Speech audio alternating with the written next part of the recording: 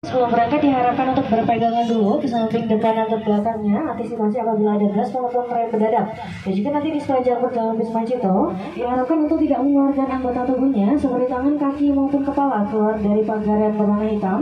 Dan juga diharapkan untuk tidak merokok, makan, minum maupun buang sampah di atas Wisma Cito.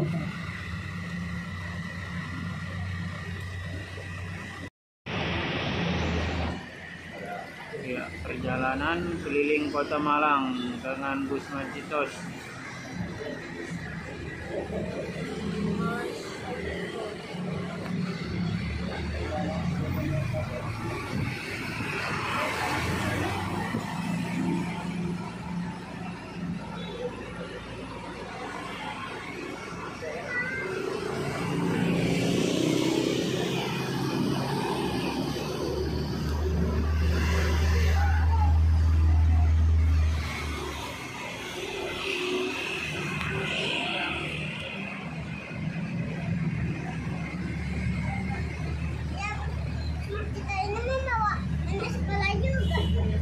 Enggak lah. Kenapa?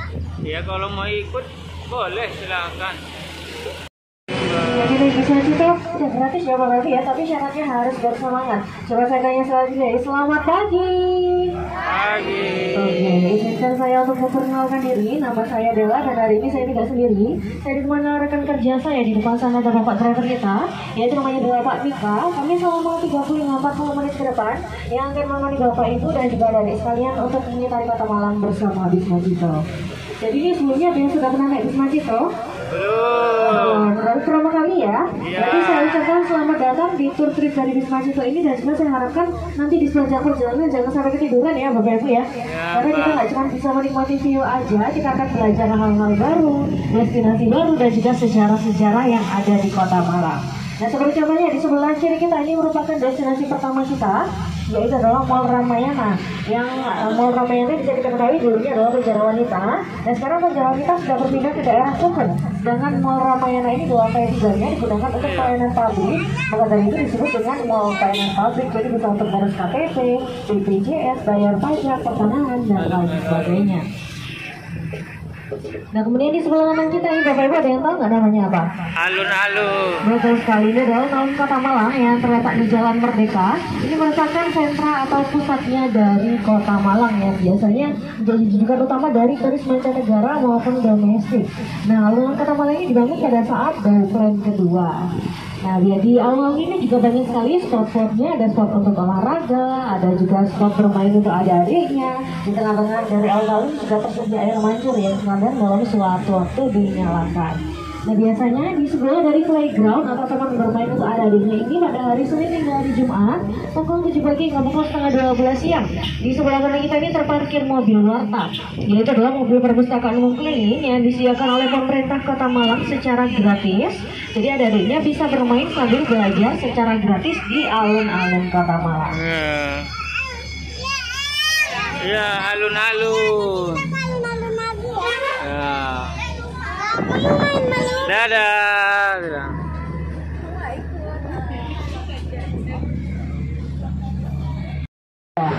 Nah kemudian Bapak Ibu ada yang tahu nggak saat ini kita lagi melewati jalan apa nih?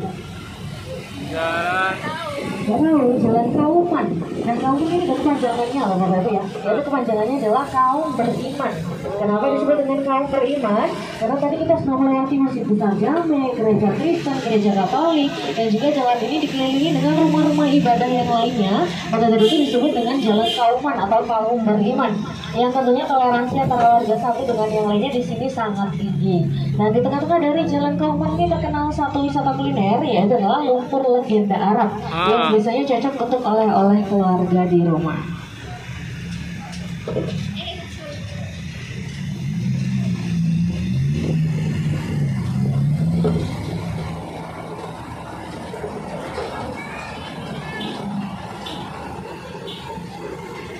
Nah, kemudian Bapak Ibu ini masih semangat banget naik Wisma Cito. Masih. Jangan sampai ketiduran ya. Nah di depan ini kita akan melewati simpang 3 atau kawasan ini biasanya kita sebut dengan kawasan Talun. Dan di sebelah kanan kita itu di seberang ada yang depot berwarna hijau, yaitu adalah depot es Talun yang sudah buka sejak tahun 1950. Nah, walaupun sudah legendaris, tapi dari segi harga maupun menunya itu masih lebih merakyat ya Bapak Ibu, seperti ada rujak cingur, es teler, es campur, pangsit, dan lain sebagainya. Nah, kemudian saat ini kita tuh di Jalan Kawi. Di Jalan Kawi yang sebelah sini merupakan sentranya kuliner. Karena kita bisa lihat sendiri ya Bapak Ibu, di sebelah kanan dan kiri banyak sekali depot, restoran makanan, ada juga warung, dan juga ada toko roti.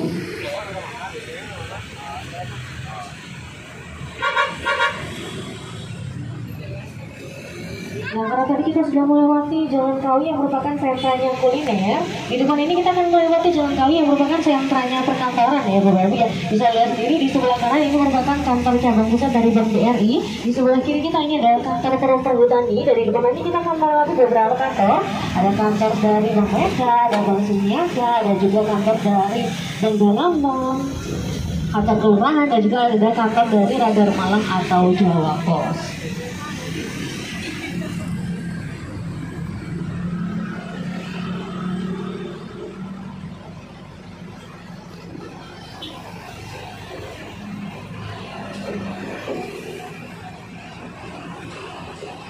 Dan tadi kita sudah melewati sentranya kuliner dan juga sentranya perkantoran di Jalan Kawi. Sebentar lagi di Jalan Kawi di sebelah kanan kita akan melewati gedung yang besar ini Bapak Ibu. Ada yang tahu namanya apa? Iya, ini adalah MOJ. MOJ kepanjangan dari apa sih? Kepanjangannya? Olympic Garden. Betul sekali, Mall Olympic Garden. Nah, di sebelah kanan kita ini adalah Mall Olympic Garden atau MOJ yang merupakan pusat perbelanjaan nomor 1 terbesar di Kota Malang saat ini. Iya.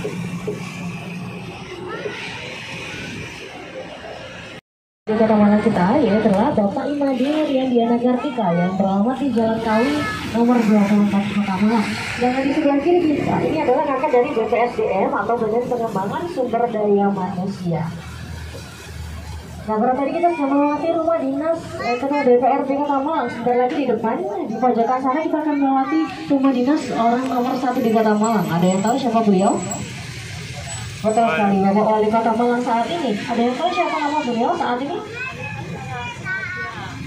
Iya, bukan Bapak Sutiaji lagi loh ya, Bapak Ibu ya. Jadi saat ini pejabat Wali Kota Malang adalah Bapak Dr. Insinyur Wahyu Hidayat yang saat ini menjabat sebagai pejabat Wali Kota Malang.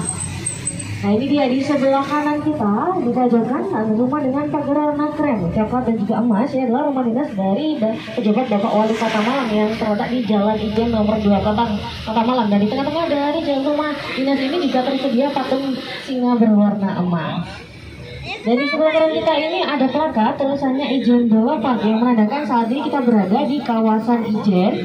Nah, Bapak Ibu ada yang tahu nggak Boulevard ini dari bahasa apa? Belanda. Ada yang tahu artinya? Nggak tahu deh. Artinya adalah jalan besar. Jadi Ijen Boulevard artinya adalah jalan besar Ijen. Dan sebenarnya jalan besar Ijen ini pada hari Minggu pukul 6 pagi hingga pukul 10 pagi akan ditutup total dan digunakan untuk Car Free Day atau CFD. Jadi Bapak Ibu yang mau olahraga secara gratis ataupun mau kulineran bisa langsung datang ke jalan besar Ijen ini pada hari Minggu pukul 6 pagi hingga pukul 10 pagi secara gratis. Nah, kemudian di kanan dan kiri kita bisa lihat banyak sekali deretan perumahan ya Bapak Ibu ya. Itu bukan deretan perumahan biasa loh, ini dulunya adalah deretan rumah dinas dari pejabat kolonial Belanda yang saat ini sudah dialihfungsikan menjadi rumah dinas dari pejabat pemerintah daerah Kota Malang. Seperti contohnya ada Bapak Wali Kota, Kapolresta, Kepala Jasa Tirta, dan lain sebagainya. Dan juga rumah-rumah di sini sudah dijadikan cagar budaya oleh pemerintah Kota Malang, jadi tidak boleh direnovasi secara menyeluruh untuk menarik wisatawan domestik maupun mancanegara.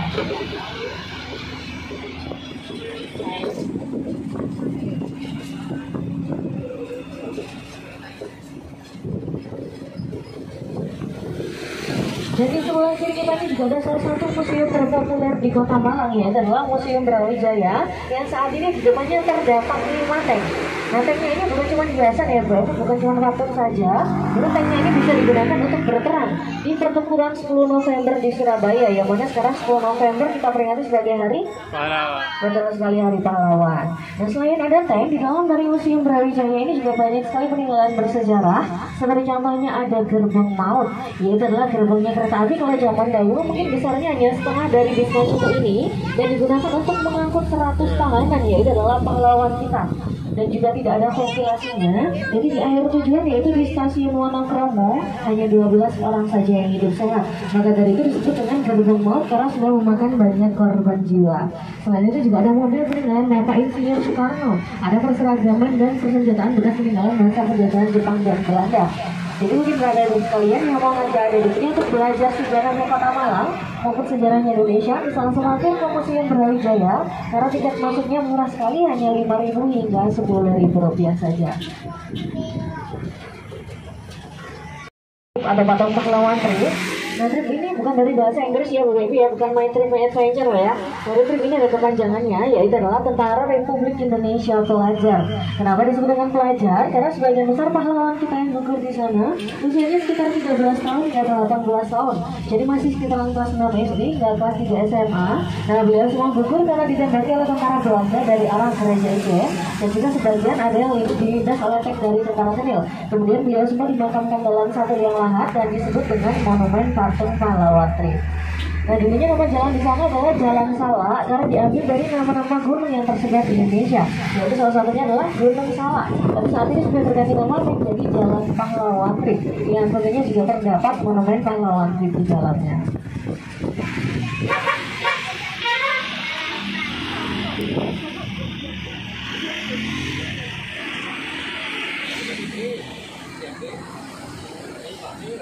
Dan di sebelah kanan kita ini ada bundaran yang akan kita lewati, yaitu namanya adalah Simpang Balapan. Bapak Ibu ada yang tahu nggak ini dulu tempat balapannya apa? Kuda, betul sekali. Jadi di tulisan Simpang Balapan ini adalah gerbang masuknya. Sedangkan di sebelah kiri kita di kampus Kalkesma ini adalah pacuan kudanya.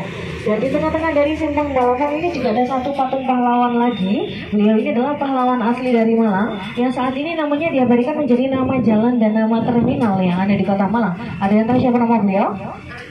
Hamid Rusdi, bukan Arjosari ya Ibu ya. Iya. Ada itu pahlawan Arjosari ya.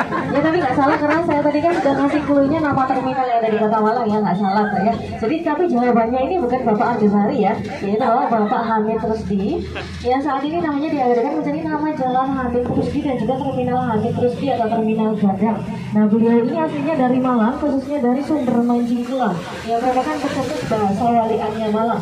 Bahasa walian itu seperti Malang Alam, Kamu Makan Nakam dan lain sebagainya. Jadi sebenarnya bahasa walian itu bukan bahasa gaul ya Bapak Ibu ya. Dulu bahasa yang digunakan untuk mengelabui para penjajah. Karena ini sebagian besar penjajah sudah mau mengenai bahasa Indonesia. Jadi kita melaluinya dengan cara menggunakan bahasa walian. Kota Malang yaitu adalah Gereja Besar Ijen atau Gereja Katolik Ijen yang dibangun pada tahun 1934. Nah, sebelum menjadi gereja ini dulunya adalah gudangnya persenjataan.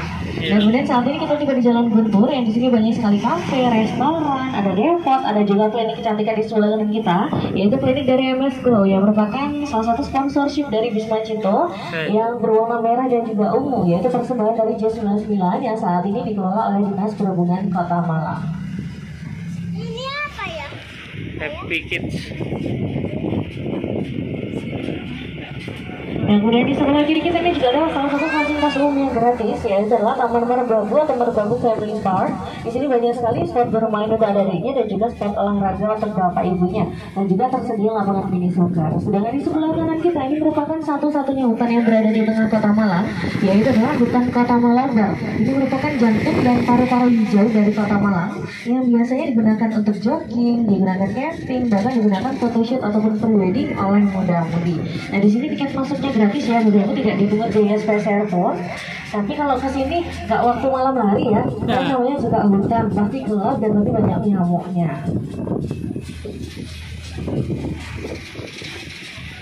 Dan di sebelah dari hutan Kota Malabar, tepatnya di sebelah kanan kita, ini juga ada salah satu pasar tradisional di Kota Malang yang sudah berbasis modern, yaitu namanya adalah Pasar Ororodowo, yang merupakan salah satu pasar percontohan di Kota Malang karena kita bisa lihat sendiri dari lantainya sudah dikeramik, pastinya bersih dan tidak becek.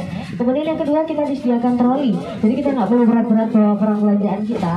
Dan yang ketiga, kita bisa bayar secara cashless, jadi kita bisa bayar menggunakan debit, aplikasi Shopee, Pay, OVO, dan lain sebagainya. Dan jika di Pasar Ororodowo ini terkenal juga wisata kuliner, yaitu adalah lembur wala-wali dan juga bakso gorengnya.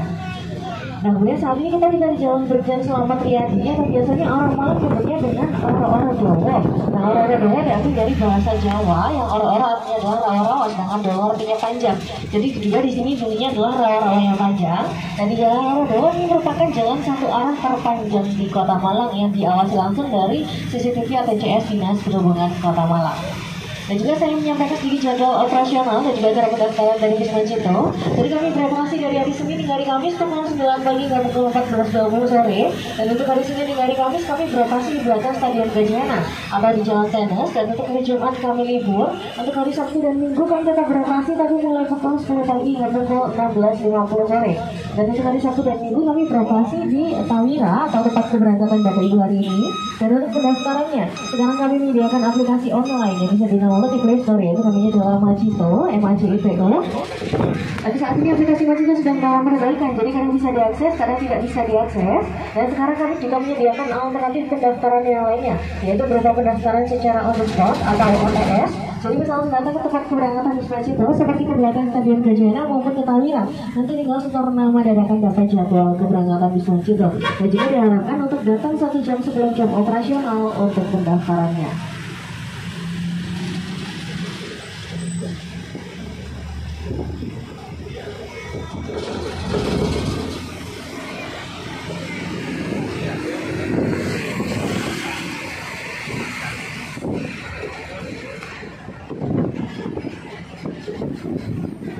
Nah, kemudian saat ini kita tiba di Simpang 3 PLN dan di sebelah kiri kita ini terdapat Tempo Asia. Dulu sebelum ada Matos, MOG, Sarina, Ramayana, maupun mal-mal lainnya di Kota Malang, Tempo Asia ini merupakan pusat perbelanjaan nomor 1 terbesar di Kota Malang dulunya.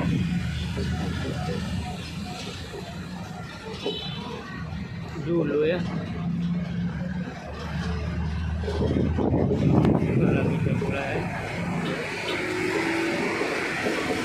Dan di sebelah kanan kita ini juga ada warung sate yang sangat legendaris, yaitu adalah warung sate Gubuk yang sudah berdiri sejak tahun 1920. Itu merupakan pelopor warung sate daging sapi pertama di Kota Malang, yang dagingnya digebuk-gebuk lalu dibakar, maka dari itu disebut dengan warung sate Gubuk. Dan di depan ini kita akan melewati Simpang 4, yaitu namanya adalah Simpang 4 Raja Bali. Kenapa disebut dengan Raja Bali? Karena di sebelah kanan kita ini terdapat Konsul Lafayette. Dan di seberang dari Konsul Lafayette kita juga bisa lihat itu ada bangunan kosong. Nah, 2 bangunan tersebut ini dulunya adalah bangunan kembar. Yang salah satu dari 2 bangunan tersebut merupakan perusahaan penukaran uang asing yang diberikan oleh kakak beradik bernama Bapak Raja dan Ali. Maka dari itu simpang tersebut saat ini dinamakan dengan Simpang 4 Raja Bali. Nah saat ini kita tiba di Jalan Kahurupan. Jadi bawah dari jembatan ini merupakan aliran arus dari Sungai Brantas. Sedangkan jembatan ini sendiri disebut kendar dengan jembatan yang ada di Hutan Tawira yang kita lewati pertama kali, karena dari sini desain warna dan juga interiornya dianggap sama. Nah kemudian apabila kita berbelok ke sebelah kanan, kita akan menemui Pasar Bunga dan juga Pasar Burung, atau biasanya kita sebut dengan Pasar Sukulimpi. Nah di sebelah kanan kita ini juga ada salah satu market besar TNI Angkatan Darat yang ada di Kota Malang, yaitu adalah Gabung 0833, dan di sebelah kiri juga terdapat Koramil. Kemudian di sebelah dari Koramil ini merupakan deretan rumah dinas dari pejabat Bapak TNI yang ada di Kota Malang. Sedangkan di sebelah kanan kita ini juga terdapat dua hotel yang cukup populer, yaitu adalah Hotel Montana dan juga Hotel Tugu. Nah di Hotel Tugu ini ada satu kamar khusus untuk Presiden kelima kita. Yang tahu siapa nama beliau? Ibu Megawati Soekarno Putri.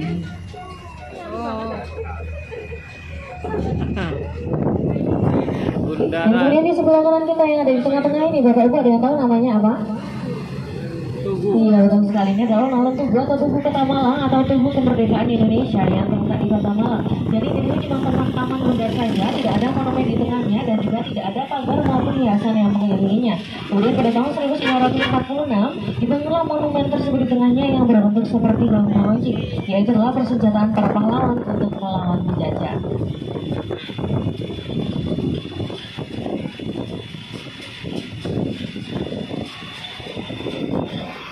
Balai Kota. Dan kemudian di sebelah kiri kita ini merupakan kantor bekerjanya Bapak Wali Kota Malang, atau biasanya gedung ini kita sebut dengan Balai Kota Malang. Nah, Balai Kota Malang ini dibangun berdasarkan sayembara melalui 2 konsep, yaitu konsep yang pertama sebagai bentengnya Kota Malang, dan konsep yang kedua yaitu sebagai AC atau pendingin alami. Karena kita bisa lihat sendiri di sebelah kiri banyak sekali pintu dan jendela yang terbuka. Itu merupakan tempat keluar masuknya angin secara alami. Dan di sebelah kanan kita ini merupakan destinasi terakhir kita, yaitu Wisma Mapel, yang dulunya adalah hotel yang sangat terkenal yang hanya bisa ditempati oleh pejabat kolonial Belanda. Tapi saat ini sudah diambil alih oleh Universitas Negeri Malang dan berubah menjadi Geraha Tumapel.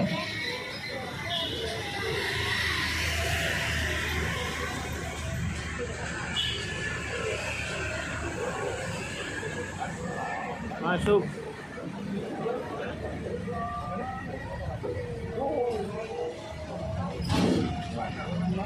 Tak terasa ya Bapak Ibu, ya kita sudah mau sampai ke tempat keberangkatan kita tadi. Dan tak terasa juga saya sudah menemani perjalanan Bapak Ibu selama kurang lebih 3 jam perjalanan ya. Oh enggak ya, saya cuma menemani selama kurang lebih 30 menit perjalanan. Jadi kami segenap kru yang bertugas, terlebih saya adalah dan juga Pak Mika, ingin mengucapkan banyak terima kasih dan juga mohon maaf apabila ada salah kata perbuatan maupun segala ketidaknyamanan yang terjadi selama